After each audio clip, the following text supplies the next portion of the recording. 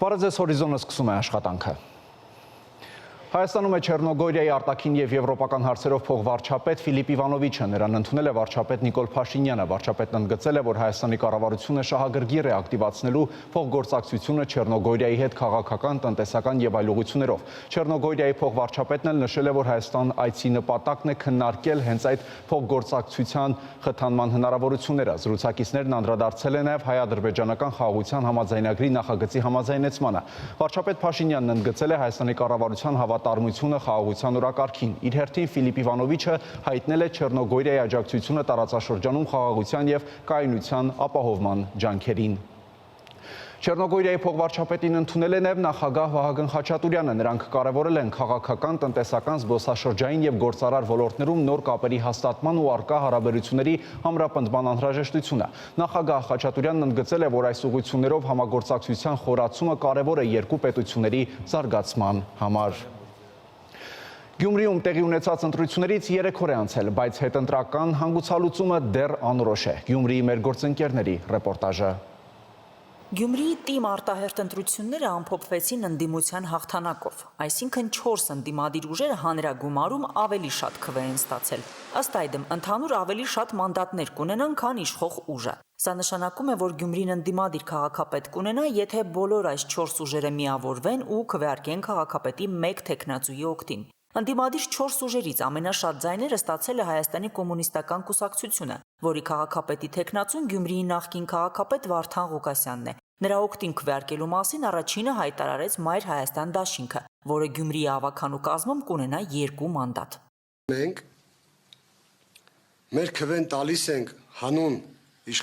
իշխանափոխության, մենք չունենք որևիցե քաղաքական ուժի հետ միանալու, միավորվելու, պաշտոն բաժանելու, մեզ ոչ մի պաշտոն պետք չի։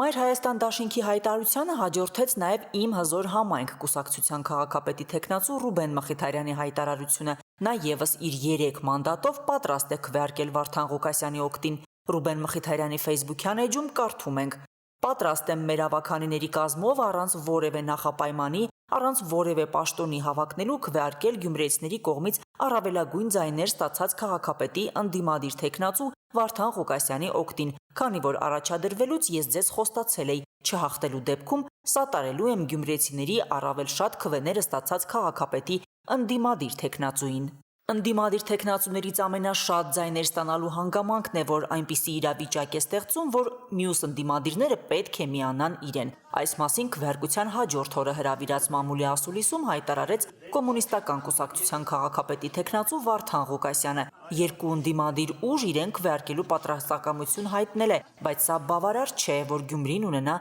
ընդդիմադիր քաղաքապետ։ Նախ իմ ձայները բոլորից բարձր ընդհանուր առմամբ աշխարհում ես չգիտեմ մի դեպք, որ ասենք ովքեր որ շատ ձայն են ունեցել գնան միանան այն քիչ ձայներ ունեցողին։ Հետո եւ Կարենը եւ Ռուբենը հասկացար միացել են ինձ, այսինքն 3-ս միասին մենք միացել ենք, մենք սպասում ենք։ Վարդան Ղուկասյանը եւ ոչ միայն նա սպասում է մեր քաղաքը դաշինքի քաղաքապետի թեկնածու Մարտուն Գրիգորյանի որոշմանը։ Բոլոր 4 ընդդիմադիր ուժերի ձայների հանրագումարում միայն ընդդիմությունը մեծամասնություն կստանա։ Քվեարկության նախնական արդյունքներով Մարտուն Գրիգորյանի ղեկավարած ուժը կստանա 6 մանդատ։ Ինչպես են դրանք տնօրինելու Գյումրիի քաղաքապետի ընտրության օրը նորընտիր ավականու առաջին նիստին։ Մեր քաղաքը դաշինքը դեռ լուռ է։ 3 Մարտուն Գրիգորյանը շատ կարճ գրառում արեց Facebook-ի իր էջում։ Սիրելի գյումրեցիներ, վերահաստատում եմ ասածս, քաղաքացիական պայմանագիրը Գյումրիում քաղաքապետ չի ունենալու։ Դա հաստատ է։ Հաստատ է նաև, որ Գյումրիում ավականու առաջին նիստը կայանալու է ապրիլի 16-ին։ Ինչ սցենարով կարող է ընթանալ այդ նիստը։ Այս մասին վերլուծություններ է ներկայացրել սահմանադրագետ Գոհար Մելոյանը։ Ըստ սահմանադրագետի, եթե թեկնածուներից որևէ մեկը չստանա 17 ձայն, նրանց միջև կանցկացվի քվեարկության երկրորդ փուլ։ Երկրորդ փուլում համայնքի ղեկավար է ընտրվում առավելագույն ձայներ ստացած թեկնածուն։ Բայց կա նաև ավականու նիստի կայանալու հարց։ Ավականու նիստը իրավազոր է, եթե նիստին ներկա է ավականու 17 անդամ, այսինքն առանց ընդդիմության ավականու նիստ չի կարող հրավիրվել։ Հիմա գլխավոր հարցն այն է, թե ինչ սցենարով է առաջնորդվելու ընդդիմությունը։ Հնարավոր տարբերակները շատ են։ Նախ եւ առաջ ընդդիմադիր ուժերի ընդհանուր հաղթանակի համար հարկավոր է երկրորդ եւ երրորդ տեղերի, այսինքն Վարդան Ղուկասյանի եւ Մարտուն Գրիգորյանի միավորումը։ Տեղի կունենա արդյոք այս միությունը կամ գուցե կողմ կքվեարկեն առանց միավորման։ Այլ սցենարներ ևս հնարավոր են, դրանցից որն է իրականություն դառնալու, ապրիլի 16-ին հստակ պարզ կլինի։ Շանթ հեռուստաընկերություն Հորիզոն։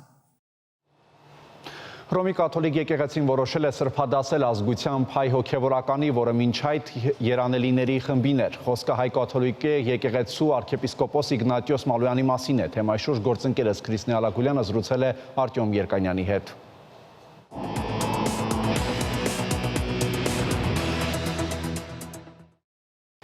Վատիկանի պաշտոնական տեղեկատվական կայքը այսօր հաստատել է այն,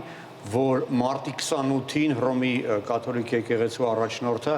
որոշում է կայացրել 3 անձի սրբադասելու մասին։ Խոսքը մեր հայրենակից Իգնատիոս Մալոյանի մասին է, Պապուա Նոր Գվինեայի պատրիարքի մասին եւ Վենեսուելայից մի անձնուհու մասին։ Հայտնի է, որ 1915 թվականի հունիսի սկզբին Մալոյանին ձերբակալել էին թուրք ժանդարմները եւ մեղադրել էին իբրև թե հայ ահաբեկիչների խմբեր նախապատրաստելու եւ եկեղեցուն զենք պահելու մեջ։ Նրան խոշտանգել էին եւ դատի ժամանակ Դիարբեքիրի ոստիկանապետ Մահմուդ բեկը խոստացել էր, որ եթե Իգնատիոս Մալոյանը ընդունի իսլամ, նրա կյանքը կփրկի, բայց հայ հոգևորականը հրաժարվել էր եւ նրան դաժանաբար սպանել էին եւ բազմաթիվ վկաներ են եղել, թե ինչպես էին նրան խոշտանգում։ 2001 թվականին Հռոմի Պապ Հովհաննես Պողոս II-ը դասել էր Մալոյանին երանելիների շարքին եւ դա այն վերջին կարևորագույն աստիճանն է սրբադասումից առաջ եւ բացի այդ էլ Վատիկանում վաղուց արդեն պաշտում են Իգնատիոս Մալոյանի, մասնավորապես գիտեն, որ 15 թվականին նրա պատվին դրոշմանիշ է թողարկվել Վատիկանում։ Արտյոմ, ինչ է նշանակում Մալոյանի սրբադասումը Վատիկանի կողմից։ Դե այստեղ շատ կարևոր է հաշվի առնել, որ Իգնատիոս Մալոյանը առաջին հայն է, ով լինելով հայոց ցեղասպանության զոհ սրբադասվել է Հռոմի կաթոլիկ եկեղեցու կողմից։ Եվ դա իհարկե պատահական չէ, ես վստահ եմ, որ դա այսպես կարևոր ազդակ է ուղղված Անկարային եւ ահա այս պայմաններում, երբ Երևանը հասկանալի պատճառներով հրապարակային ձևով այլևս չի բարձրացնում հայոց ցեղասպանության միջազգային ճանաչման հարցը, Վատիկանը այսպես թափանցիկ ակնարկ է ուղարկում Անկարային առայն, որ այս հարցը միևնույն է չի մոռացվելու եւ մնալու է օրակարգում։ Եվ նաև կարևոր է, թե ինչու է դա հենց հիմա արվում։ Գիտենք, որ Հռոմի կաթոլիկ եկեղեցու առաջնորդի առողջական վիճակը ցավոք այդպիսին է, որ չի բացառվում նոր պոնտիֆիկոսի ընտրության անհրաժեշտությունը, Աստված մի առասցե, բայց եթե դա այդպես լինի, պարզ կդառնա, որ նոր սրբերի սրբադասման հարցը կարող է տարիներով հետաձգվել, քանի որ միայն Հռոմի Պապը իրավասու է այս հարցը լուծել։ Այսինքն Վատիկանում օր առաջ աշխատել են արագացնել այդ process-ը եւ դա ուղերձ է թափանցիկ ակնարկ է ուղղված ոչ միայն Էրդողանին, այլ նաեւ Սիրիայի նոր առաջնորդ Ջուլանիին, ակնարկ այն մասին, որ կաթոլիկ եկեղեցին այսուհետ եւս ուշադիր է լինելու մերձավոր արևելքի քրիստոնյաների խնդիրների նկատմամբ։ Արտյոմ, արդյոք սրբադասված այլ հայեր կան։ Հայեր եղել են, ովքեր Հռոմի կաթոլիկ եկեղեցու կողմից սրբադասվել են ժամանակին, օրինակ Սուրբ Սերվացիոսը, ով Բենիլուքսի պետությունների տարածքում է ժամանակին քրիստոնեություն տարածել եւ այժմ պաշտվող սուրբերից մեկն է, բայց նորագույն պատմության մեջ այդպիսի բան չի եղել։ Ճիշտ է, 15 թվականի փետրվարին Ֆրանցիսկոս Պապը դասել էր Նարեկացուն եկեղեցու ուսուցիչների դասին, դա նույնպես շատ կարևոր այսպես տիտղոս է, ընդամենը 36 հոգի է կրում այդ տիտղոսը։ Այնուամենայնիվ դա իհարկե սրբերի դասին հավասար բան չէ։ Բացի այդ գիտենք, որ համեմատաբար վերջերս Վատիկանում նախաձեռնություն է եղել հայ կաթոլիկ եկեղեցու ժամանակին առաջնորդած Գրիգոր Աղաջանյանին երանելիների դասելու մասին, դա այսպես ինչպես ասացի, վերջին աստիճանն է սրբադասելուց առաջ, երանելիների դասին նրան հասցնելու այդ միջոցառումները սկսվել էին 22 թվականին, բայց դա բավական երկար պրոցես է եւ դեռևս հայտնի չէ թե երբ այն կավարտվի։ Շնորհակալություն Արտեմ։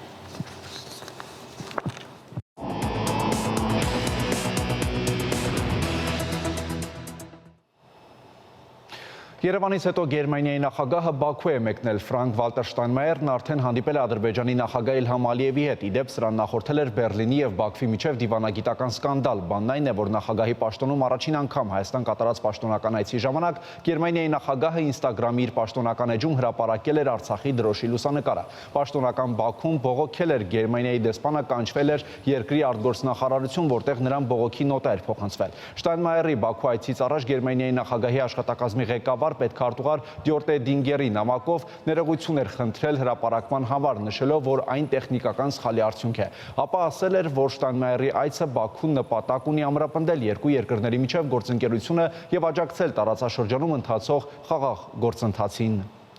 Դոնալդ Թրամփի կարծիքով Մոսկվան ձգձգում է Ուկրաինայի հետ բանակցություններ, այս մասին հայտնել է Fox-ի լրագրողներից մեկը, վկայակոչելով քննարկումներին իրազեկիր աղբյուրը։ Ըստ նրա, Թրամփը հիասթափված է եւ դիտարկում է Ռուսաստանի նկատմամբ պատժամիջոցներ կիրառելու տարբերակը։ Դա կարող է լինել ռուսական նավատորմը, որով Բալթիկ ծովով նավթի անօրինական փոխադրումը է իրականացվում։ X-ի միկրոբլոգում գրել է լրագրողը։ Իրանը վերահաստատում է, որ ոչ մի դեպքում չի ձգտի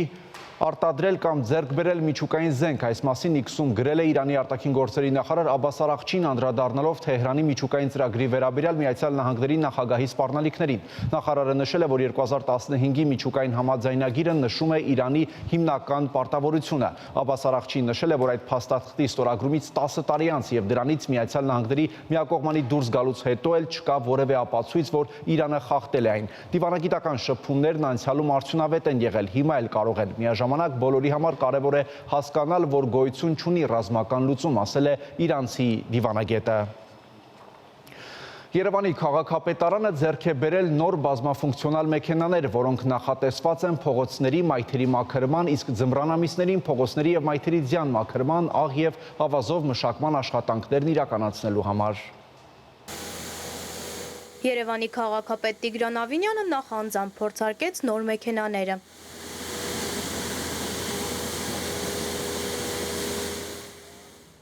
Քաղաքապետը հայտնել է, որ նոր ձեռք բերված տեխնիկաները նախատեսված են փորձարկման համար։ Նրա խոսքով այս տեսակի սարքավորումները կարող են կիրառվել նաև Երևանի այն վայրերում, որտեղ մարդկանց հոսքը մեծ է։ Այս տեխնիկան նաև այնքանով է լավ, որ ինքը նաև ծանր չի եւ այն հատվածներում, որտեղ որ քարե սալապատում ունենք, այդտեղ չի վնասի եւ նմանատիպ տեխնիկայի նաև շարունակական ձեռքբերման նպատակ ունենք։ Մենք ձեռք ենք բերել 12 մեքենա, որոնք որ բազմաֆունկցիոնալ են, 6-ը մեծ, 6-ը մի փոքր ավելի փոքր տեսակի եւ նրանք ձմեռային սեզոնին դառնում են ձնամաքրող մեքենաներ, ամառային, գարնանային, աշնանային սեզոնին դառնում են աղբահավաքության եւ լվացման մեքենաներ եւ կարծում եմ ընդհանուր առմամբ այն տրամաբանությունը, որ Երևանի քաղաքապետարանը որդեգրել է, բոլոր ուղղություններում լավագույն որակի տեխնիկան ձեռք բերելու, կարծում եմ քաղաքի համար շատ կարեւոր է։ Երևանի աղբահանության եւ սանիտարական մաքրում հիմնարկի տնօրեն Սաշա Կատվալյանի խոսքով արկա տեխնիկան դեռևս բավարար չէ ամբողջ քաղաքի մաքրումն ապահովելու համար, սակայն նրա համոզմամբ տեխնիկայի անհրաժեշտ քանակը կհստակեցվի դրա գործնական կիրառման արդյունքում։ Մենք գրեթե բոլոր վարչական շրջաններին տրամադրելու ենք մեքենաները եւ արդեն այս պահին որոշում ենք, թե որ փողոցներում են աշխատելու մեքենաները։ Մեքենաները աշխատանքի են դուրս գալու գիշերվա ժամին, երբ երթևեկության ինտենսիվությունը նվազելու է, որպեսզի կարողանան համապատասխան աշխատանք կատարել։ Այս պահին տեղի ունենում վարորդների ուսուցման process-ը եւ արդեն ամսի 22-ին Երևանի ավականուն նիստից հետո, երբ որ հաստատվի հաստիկացուցակը, այս մեքենաները արդեն դուրս կգան եւ դրանց կտեսնենք մեր մայրաքաղաքի մաքրություն իրականացնելիս։ Տիգրան Ավինյանի խոսքով ապագայում նախատեսվում է կրկին թարմացնել տեխնիկայի պարկը, մրցութային սկզբունքով առանձնահատուկ ուշադրություն դարձնելով որակին։ Ինչ վերաբերում է ընդհանուր ծախսված գումարի չափին, նա հավելեց, որ այս անգամ հատկացվել է 609 միլիոն դրամ։ Զվարթ Ղազարյան, Լևոն Խաչատրյան, Հորիզոն։ Այսքան ենք առանձնացրել այս ժամի համար, դուք շարունակեք հետևել Շանթի եթերներին, իսկ մենք կհանդիպենք ժամը 15-ին առայժմ։